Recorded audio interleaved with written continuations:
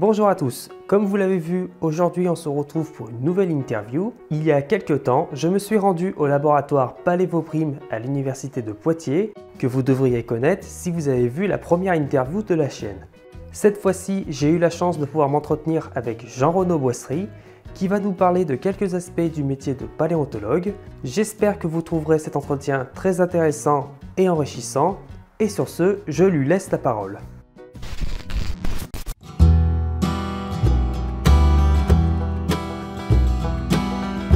Je m'appelle Jean-Renaud Boisserie, je suis paléontologue au CNRS, je suis directeur de recherche plus précisément, et je suis également directeur du laboratoire paléontologie, évolution, paléoécosystème et paléoprimatologie à l'université de Poitiers. Et mon sujet d'étude, je suis spécialiste à la base des hippopotames fossiles africains et d'autres endroits, mais d'une manière générale, je travaille sur les grands mammifères africains.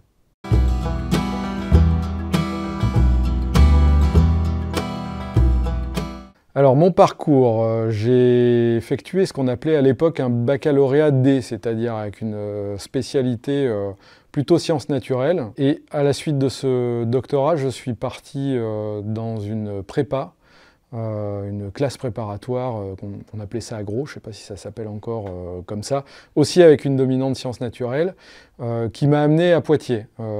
Et c'est là où il y a une part de hasard dans les parcours. Je voulais déjà faire de la paléontologie et j'étais persuadé que je faisais un essai en agro, mais que c'était juste pour voir ce que ça donnait. Et j'avais aucune idée qu'il y avait un laboratoire de paléontologie à Poitiers. Et donc du coup, je me suis retrouvé dans cette ville, en étant à peu près certain que j'allais la quitter rapidement pour aller ailleurs pour faire une formation de paléontologie. Et là, j'ai découvert qu'il y avait un laboratoire de paléontologie ici.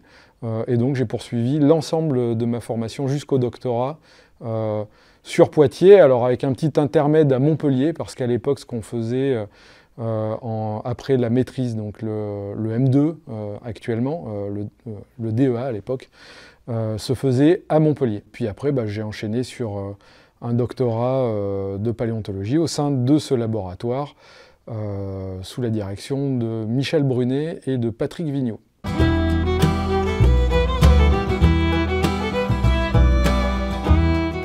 Alors, donc ça inclut le doctorat, hein, bien sûr, parce que pour moi, c'est vraiment le début de la carrière de paléontologue. Quand on commence à faire son doctorat, c'est vraiment le travail de recherche. D'ailleurs, ça me fait penser un peu à une anecdote où quand j'ai réussi le concours au CNRS, il y a un collègue qui m'a envoyé un email très sympathiquement, mais qui m'a dit « Bienvenue dans la profession ». J'avais envie de lui dire dans la profession, ça fait 6 ans que j'y suis, puisque j'ai fait 3 ans de post-doctorat après 3 années de doctorat. Donc mon parcours professionnel, il a été caractérisé également par pas mal de déplacements à l'étranger, parce que mon doctorat, je l'ai interrompu pour faire un truc horrible à l'époque qui s'appelait le service militaire.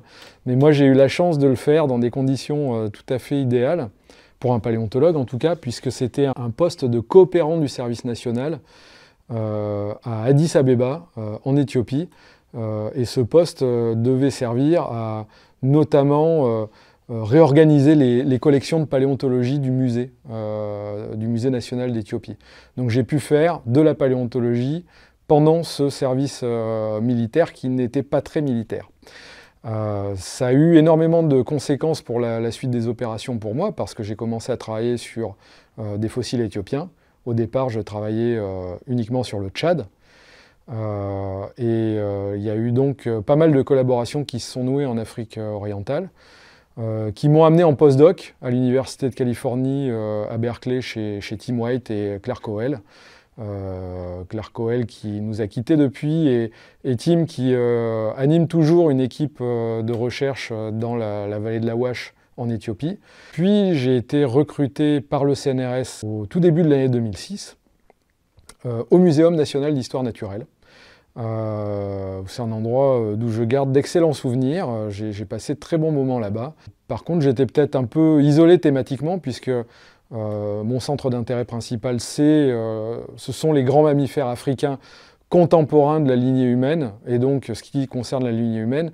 Et il n'y avait pas grand monde qui travaillait là-dessus au muséum. Donc j'ai rejoint le laboratoire de Poitiers qui, lui, s'était entre-temps vraiment spécialisé sur ce sujet. Donc je l'ai rejoint pour le quitter immédiatement, en 2009, pour partir en Éthiopie de nouveau, pour une période de 2 ans et demi, cette fois-ci en tant que chercheur CNRS, affecté au Centre français des études éthiopiennes, qui est une unité de service et de recherche. Alors qu'est-ce qu'il y a derrière ce nom barbare? En fait, c'est une institution qui dépend à la fois du ministère de l'Europe et des Affaires étrangères et du CNRS, et qui est une institution d'appui à la recherche sous toutes ses formes, en Éthiopie. Donc c'est quelque chose d'un peu unique en son genre dans le paysage éthiopien, et qui permet de servir une recherche multidisciplinaire.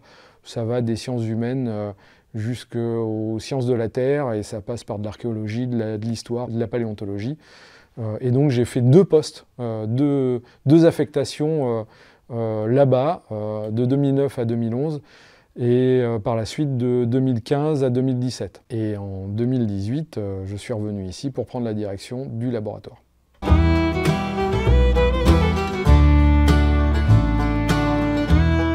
Alors ça, c'est une excellente question qu'il faut poser à un gamin de 6 ans, qui n'existe plus, qui était moi il y a quelques années. Je ne sais pas exactement pourquoi j'ai décidé ça. J'étais parti sur un autre plan de carrière initialement, qui était devenir astronaute. Puis je me suis rendu compte que ça allait être pénible sur un plan physique, donc comme j'étais pas un grand sportif déjà à l'époque, je me suis vite retourné vers l'autre côté, les fossiles dans la Terre. Pourquoi? Peut-être parce que j'ai grandi dans la vallée de la Vézère, qui est un endroit qui est riche en patrimoine archéologique, préhistorique d'une manière générale, à 20 km de la grotte de Lascaux, et en même temps, ce n'est pas une explication suffisante, puisque tous les périgourdins ne deviennent pas paléontologues ou archéologues. Un autre aspect qui m'a fasciné vraiment très très tôt, c'est l'histoire d'une manière générale, et cette profondeur du temps. Vous savez, quand on est un gosse, je pense, on n'aime pas trop que les choses changent. Je me rappelle de traumatismes plus ou moins importants, parce qu'un arbre avait été coupé alors que je passais devant tous les jours, ou parce qu'une palissade avait été changée de place, ou qu'un champ a été labouré dans l'autre sens. C'était des choses qui pouvaient potentiellement me déranger. Et puis en fait, je me suis rendu compte que dans mon monde imaginaire qui était complètement fixiste, j'étais à un tout petit instant de l'histoire de la planète, et que les choses avaient énormément changé. Donc je me suis intéressé pour l'histoire. Je me suis intéressé à l'histoire des humains, et puis du vivant, des animaux. Et après, j'avais aussi un intérêt vraiment fort pour tout le monde animal d'une manière générale, qui marche sur 2 pattes ou sur plein d'autres pattes, ou qui vole ou qui nage, ou peu importe. Et donc ça a été la conjonction peut-être de ces 2 éléments. C'est assez logique, l'histoire du vivant, c'est la paléontologie.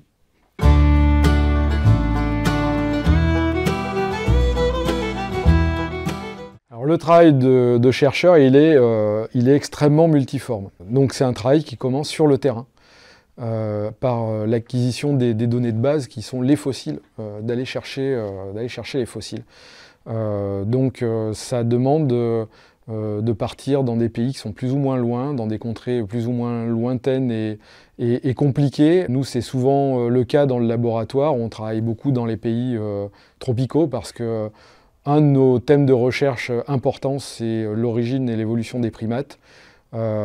Et donc les primates ne sont pas des animaux qui poussent facilement dans le Poitou-Charentes.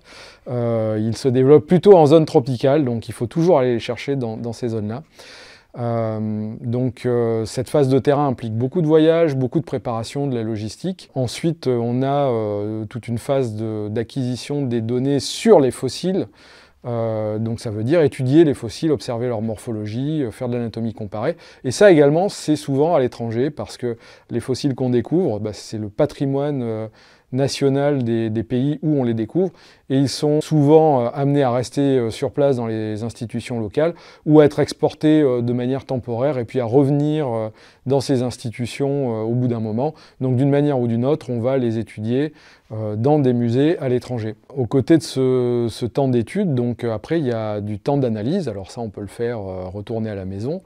À partir de ces analyses, qui sont multiformes, puisque ça peut être de l'analyse de la morphologie, mais aussi de données d'autres types, chimiques, physiques, quand on étudie les contenus en isotope stable des dents ou les altérations dues à la mastication sur les dents. Bon voilà, il y a tout un tas de choses qu'on peut observer. Et puis à partir de là, on va déduire des interprétations et essayer de réfléchir à des conséquences plus générales. Et ça a donné lieu à des publications scientifiques, donc c'est un de nos objectifs, publier. Aux côtés de ça, il y a un temps qui est important, qui est dédié à la recherche de financement, parce que toutes les opérations que je viens d'expliquer demandent des sous. Alors, on dépense beaucoup moins d'argent en paléontologie qu'en physique nucléaire, mais néanmoins, on a besoin d'acheter des billets d'avion, de recruter des gens, de payer des analyses qui peuvent coûter cher, d'avoir des équipements qui peuvent coûter cher. Donc ça, c'est un autre aspect qui nous prend pas mal de temps, cette recherche de financement, parce qu'on répond à des appels à projets régionaux, nationaux, internationaux. Donc ça, c'est une partie importante. Une autre partie qui est très, très importante, c'est le transfert des connaissances.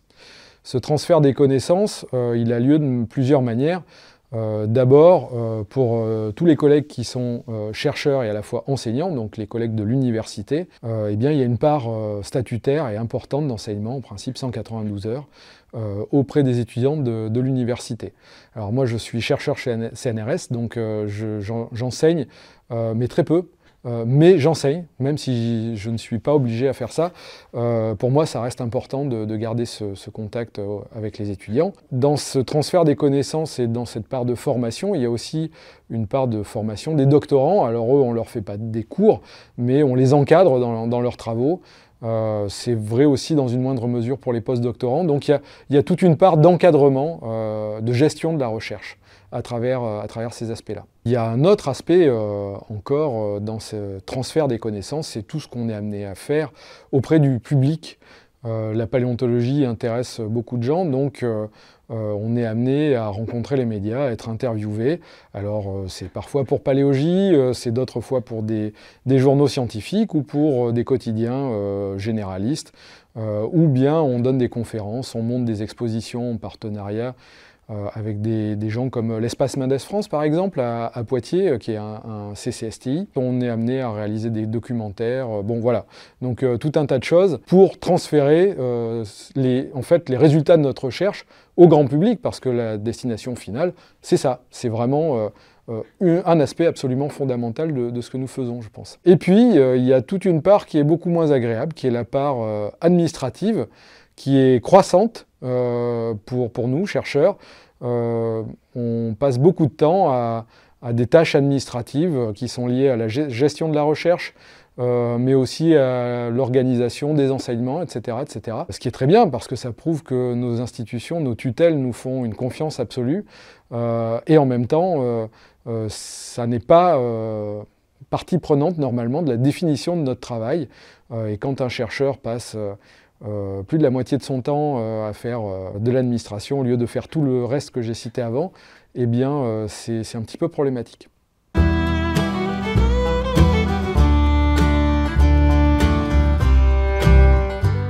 Être directeur de recherche au CNRS, c'est une étape dans la carrière d'un chercheur au CNRS. Quand on y entre, en général, on est ce qu'on appelle un chargé de recherche. Ça, c'est la première étape, et c'est pour les gens qui sortent du doctorat et de quelques post-docs, en général, on accède à ce niveau. Et puis donc, au cours de la carrière, on peut décider de passer un concours supplémentaire, qui est le concours de directeur de recherche, qui est une nouvelle étape. Alors, pour réussir à ce concours, il faut, donc, comme pour devenir chargé de recherche, il faut envoyer un dossier de candidature qui est examiné, et si il est retenu, on a une audition face au Comité national de la recherche scientifique. Et là, on présente un projet de recherche, mais pas que. On présente aussi une certaine aptitude à gérer la recherche, à encadrer des étudiants, ça c'est quelque chose d'important, à monter des programmes de recherche qui incorporent des collaborations avec différents collègues, et donc à avoir un effet structurant dans le paysage de la recherche, c'est-à-dire vraiment avoir quelque chose de créateur, gérer des grands projets, des grands financements. Tout ça, ça ça compte dans l'évaluation qui est faite et dans la possibilité d'accéder à ce grade de directeur de recherche.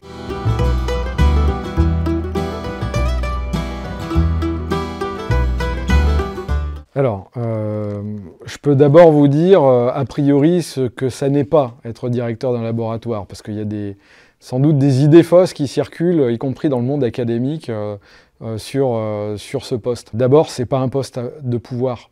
Être directeur de laboratoire, ça ne veut pas dire faire les choses telles qu'on en a envie et décider de l'ensemble de ce qui va se faire dans son coin au sein d'un laboratoire. Ça n'est pas non plus un poste où on a plein de passe-droits pour accéder à plein de choses auxquelles les autres collègues n'ont pas accès. Ça n'est pas ça. Et ça n'est pas non plus, et ça c'est plutôt rassurant, une fin pour votre carrière scientifique, parce qu'il y a beaucoup de gens qui ont peur de ça.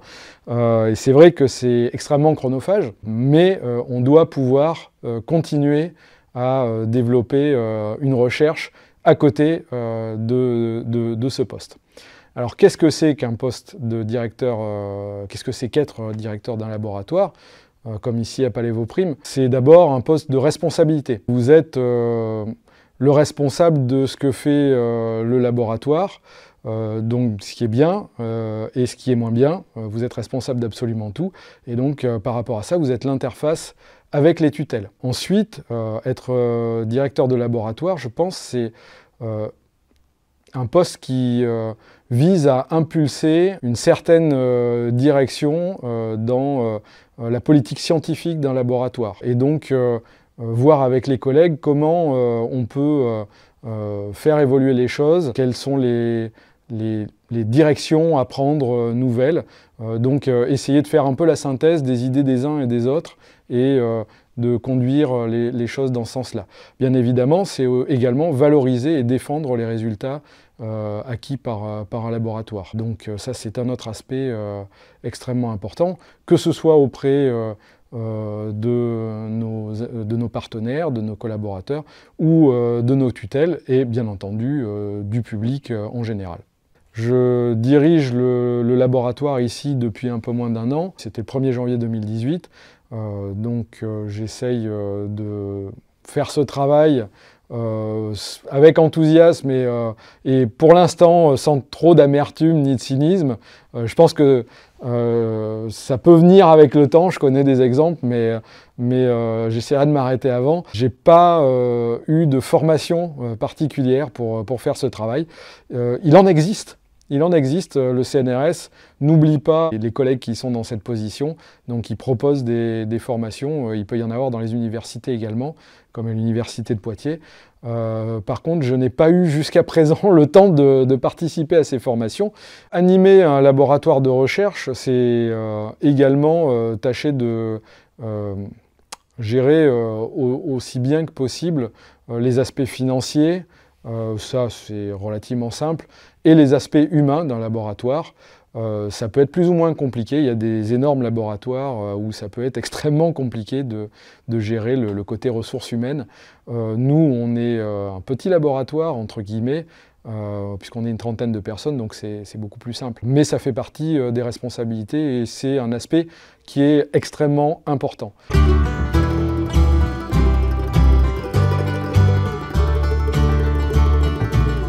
J'en aime beaucoup. C'est un peu dur de répondre à cette question parce qu'il faut faire un tri. Alors le travail de terrain, même si ça a des côtés extrêmement durs, on est dans une situation qui peut être éprouvante physiquement et nerveusement, dans un huis clos avec d'autres gens. Ça peut être parfois dur et en même temps c'est extrêmement enthousiasmant. Il y a le plaisir de la découverte, le plaisir de l'organisation, de la gestion d'une équipe. Bon, c'est un aspect qui est agréable. L'aspect étude des fossiles est également vraiment très plaisant quand on est en contact. Et là, pour le coup, c'est un travail assez solitaire quand on est sur de l'anatomie comparée et sur diverses analyses. Là, on est confronté à l'objet, on est confronté aux fossiles.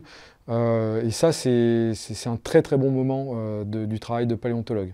La phase qui vient juste après, c'est-à-dire l'interprétation et la formulation de ces interprétations lorsqu'on écrit des articles, c'est également très plaisant. c'est également des aspects très plaisants. Il y a encore une autre phase que pas mal de gens, ou au moins certains collègues, n'aiment pas trop, que moi j'aime bien, qui est le contact avec le public et expliquer au public le résultat de nos travaux. Donc tout ce qui est diffusion des connaissances. Dans tout ça, si je dois retenir un moment, un aspect vraiment préféré, c'est le moment peut-être où quand on est sur les fossiles et quand on comprend certaines choses, quand on s'est posé des questions à propos de ces fossiles et qu'on voit se dégager des réponses lorsqu'on est en train de les étudier. Là, c'est peut-être le moment où on prend le plus de plaisir.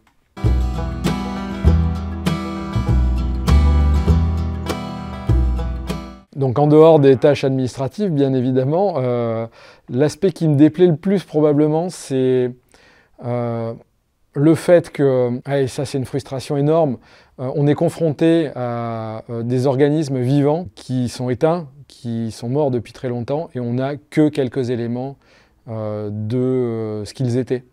Donc on est obligé de travailler à partir de ces éléments. Alors c'est intéressant dans le sens où c'est un peu un travail d'enquête policière, où on peut tout à fait se poser tout un tas de questions et puis essayer d'y répondre avec des éléments pour reconstruire un puzzle.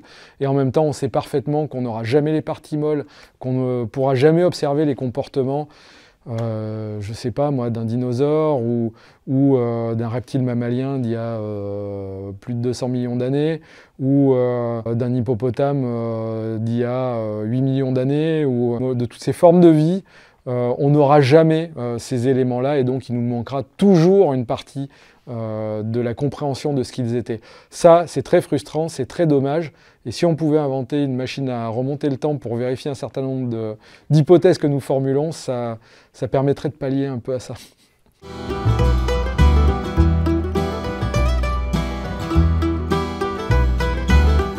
Alors, il y a d'excellentes choses, et puis il y en a des moins bonnes, et il y en a certaines qui sont vraiment catastrophiques. Pour donner une idée, peut-être que Jurassic Park est quelque chose qui est du côté des mauvais, mais pas tout à fait au bout de la liste. Dans les extrêmes, tout ce qui est docu-fiction à base d'animatronics ou d'images de synthèse qui prétendent montrer de la science, mais qui en fait occultent la science parce que, soi-disant, le public s'attend à voir des choses spectaculaires et veut des choses spectaculaires uniquement, je pense que ça, c'est raté. Globalement, ça va pas. Il y a un autre aspect qui me chagrine un peu, et là, c'est plutôt peut-être sur Internet, c'est-à-dire que dans un certain nombre de médias ouverts, aujourd'hui la parole, alors ça ne concerne pas que la paléontologie, mais la parole des chercheurs en général, la parole des scientifiques, peut être mise au même niveau que la parole de n'importe qui a simplement une opinion sur le sujet. Or, les chercheurs, ils n'ont pas d'opinion sur le sujet. C'est un métier, c'est une profession, il y a une démarche dans les avis qu'ils formulent, dans les expériences qu'ils transmettent, dans les résultats qu'ils obtiennent, qui n'a strictement rien à voir avec l'opinion que peut formuler n'importe qui derrière son clavier. Et donc ça, c'est un problème. Je pense que c'est un réel problème. Donc il y a cet aspect-là qui est gênant. Après,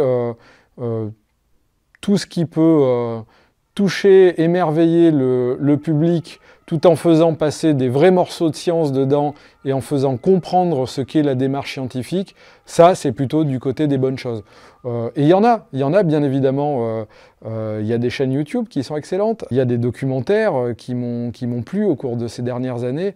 Non, il y a plein de choses, il y a des livres bien évidemment qui sont écrits de manière magistrale. On recense d'ailleurs des choses qu'on a aimées sur le site de Palévoprime. Si les spectateurs de Paléogie veulent aller voir, je pense que ça donnera une idée de ce que nous on aime et des médias qu'on considère comme étant bons en termes de diffusion des connaissances scientifiques.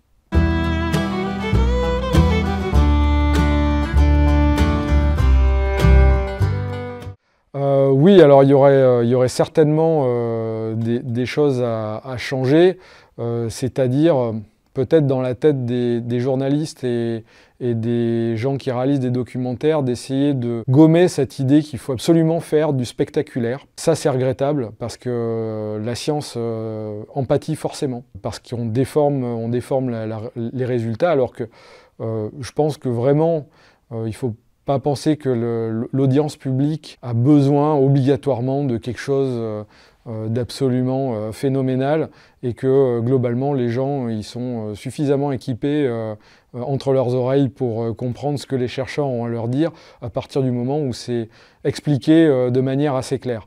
Je pense que vraiment il ne faut pas qu'on ait peur aujourd'hui de faire de la vulgarisation scientifique de haut niveau, donc donner des messages scientifiques qui sont de haut niveau, parce que les gens sont prêts. C'est pas vraiment le problème. On pourrait également gommer peut-être certaines idées fausses qui sont répandues dans la société, et c'est certainement la faute des scientifiques dans le passé, qui ont utilisé des images très simplistes et en fait qui ne reflètent pas la réalité, ou qui ont reflété des compréhensions qui sont révolues de ce qu'on fait en paléontologie. Et ces idées fausses, elles ont la vie dure. Les fossiles vivants, ça n'existe pas. Non, l'Afrique, ça n'est pas un berceau. C'est là que l'humanité émerge, oui, mais on ne devrait pas appeler ça un berceau. C'est tout à fait cliché de dire ça, et il y a plein de raisons pour lesquelles c'est pas vraiment bien de dire ça. C'est tordre le cou à ces idées fausses. Ça demande du travail, mais ça serait une chose qui serait intéressante à faire. Un autre aspect aussi, c'est la starification de la science. Il y a des gens qui font ça très bien dans les collègues scientifiques, qui sont devenus des stars médiatiques, plus ou moins connus, mais quand même à leur niveau, des stars médiatiques. Néanmoins, ça détourne peut-être l'attention du public vers des individus et des aspects individuels, plutôt que de se focaliser sur des questions scientifiques en elles-mêmes. Donc je ne sais pas comment on fait pour améliorer ça. Je pense qu'on ne peut pas éviter de garder ce côté, parce qu'il y a des gens qui parlent tellement bien au public que, bon, bah voilà, c'est inévitable, et en même temps, je pense que c'est pas le meilleur côté de la médiatisation des connaissances.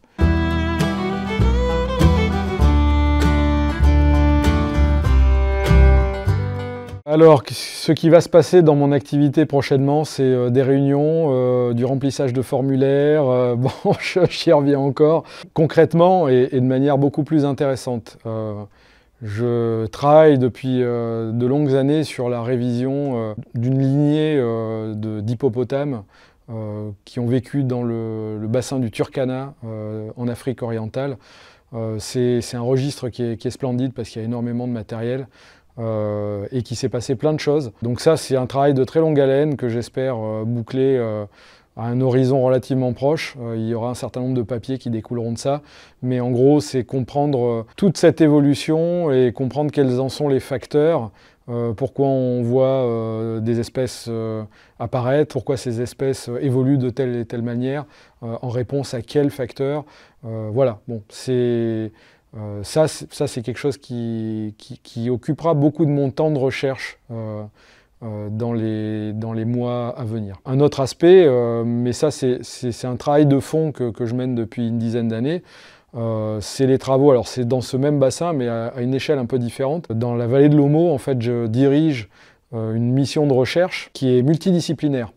Et ça, c'est un autre aspect intéressant du travail de paléontologue. Parce que notre discipline, elle est au carrefour des sciences de la Terre, puisque les fossiles, on les trouve dans les couches géologiques, des sciences du vivant, bien évidemment, parce qu'on étudie des organismes vivants, des sciences de l'environnement, parce qu'il y a tout un contexte environnemental qui est absolument critique pour comprendre ce qui s'est passé, et des sciences de l'homme, des sciences de l'humanité, je préfère dire d'ailleurs, puisque, au moins dans notre laboratoire, on travaille sur la question de l'évolution des primates et des ancêtres des humains. Donc ça, c'est cet aspect-là qui est développé dans ces travaux dans la basse vallée de l'Omo.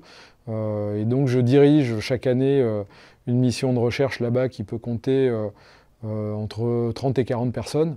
Et donc ça prend pas mal de temps en organisation. Et puis il y a toute la partie analyse des données qui sont multiples, puisqu'on a donc des géologues, des gens qui font du paléo-environnement, des archéologues, et puis des paléontologues de plein de spécialités différentes. Donc ça c'est un aspect qui occupe bien régulièrement, mais qui est très plaisant.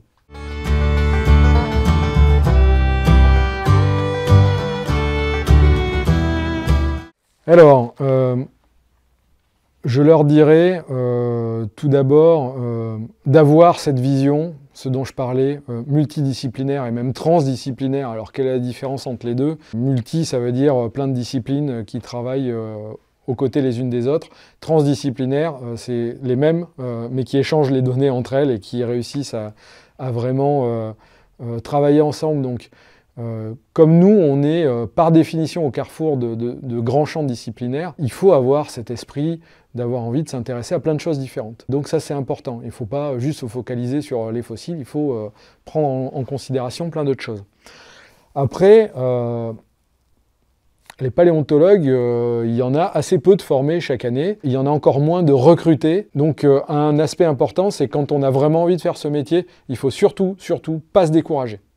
Il faut rester motivé, c'est parfois compliqué, il y a des questions financières derrière, il y a des questions humaines derrière, mais si vraiment on a envie de faire ce métier, il faut s'accrocher et essayer de franchir tous ces obstacles. Donc je dirais pour les jeunes qui ont envie d'être paléontologues dans le futur, soyez motivés. Si vraiment ça compte dans votre vie, n'hésitez pas et foncez, donc travaillez et foncez. Et puis un autre aspect qui est important, qui peut parfois inquiéter ou poser problème, c'est aller à l'étranger.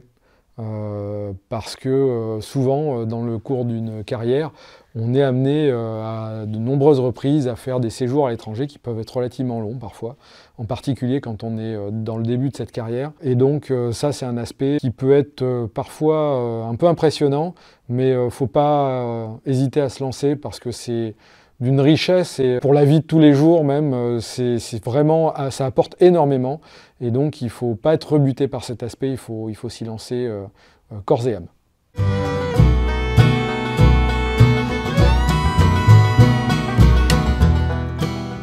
Oui, il y a un aspect qui est important, c'est à quoi sert la paléontologie. Alors on pourrait faire une prochaine session de paléologie là-dessus. Ma réponse, je la fais assez régulièrement en ce moment, elle est très claire, ça ne sert strictement à rien. La paléontologie, c'est complètement inutile, au même titre que la musique, que la gastronomie, que l'art d'une manière générale, que la beauté, que l'amour. Toutes ces choses-là sont absolument totalement inutiles et sont en même temps complètement fondatrices de ce que nous sommes, nous humains. Aux côtés de cette réponse un peu provocatrice, je voudrais dire qu'il y a aussi des intérêts assez concrets à comprendre l'évolution du vivant sur des longues périodes. Ce qu'a été la vie du passé, en fait, nous informe sur les réponses qui sont formulées par le vivant à différents événements. Je pense bien évidemment aux crises biotiques. Alors on connaît tous l'extinction qui a eu lieu à la fin du Crétacé, qui a vu disparaître les dinosaures, pas à plumes, et tout un tas d'autres bestioles. Et il y a bien évidemment des facteurs environnementaux qui ont joué là, qui ont eu un rôle majeur. Quand on étudie ces réponses-là, c'est extrêmement informatif pour comprendre ce que nous sommes en train de vivre à l'heure actuelle, parce que un certain nombre de collègues pensent que nous sommes rentrés dans une 6e grande crise d'extinction. On est certes, sans aucun doute, face à une crise environnementale majeure. Alors il y a une part de réchauffement climatique, il y a une part d'effondrement de la biodiversité qui, de mon point de vue, est encore plus dramatique que ça. Les deux combinés, c'est une catastrophe totale. Donc on a besoin de tout le temps de cerveau et de toutes les capacités de l'humanité pour faire face à ça. La plupart de ces capacités sont détournées vers d'autres activités. Bon, je pense que c'est dommageable. La paléontologie, dans son côté informatif, à mon avis, est assez important pour envisager des réponses futures à ce petit problème auquel nous faisons face. Un autre aspect qui est peut-être plus philosophique, mais qui peut concerner plus directement les gens, bien que la crise environnementale elle va rapidement concerner absolument tout le monde dans leur quotidien. Mais l'autre aspect, c'est que ce que nous faisons, nous, dans notre laboratoire, sur l'évolution des primates et l'émergence de l'humanité, nous replace directement, nous humains, nous Homo sapiens, dans l'histoire du vivant. Cette place assez claire dans l'histoire du vivant qui est celle d'un petit groupe dans un buisson du vivant extrêmement touffu et extrêmement dense. Petit groupe qui par ailleurs est apparu il y a un quart de seconde à l'échelle des temps géologiques. Ça nous permet d'avoir un petit peu de recul par rapport à ce que nous sommes et de nous détourner un peu de cette tendance qu'on a à mettre les humains au centre de tout, qui à mon avis n'a pas produit de très bons résultats. Confère ce que je viens de dire sur la crise environnementale en cours. Donc cette place de l'humanité dans l'univers et dans le vivant plus particulièrement, je pense qu'elle est très très bien illustrée par la paléontologie et l'apport est important à ce niveau-là.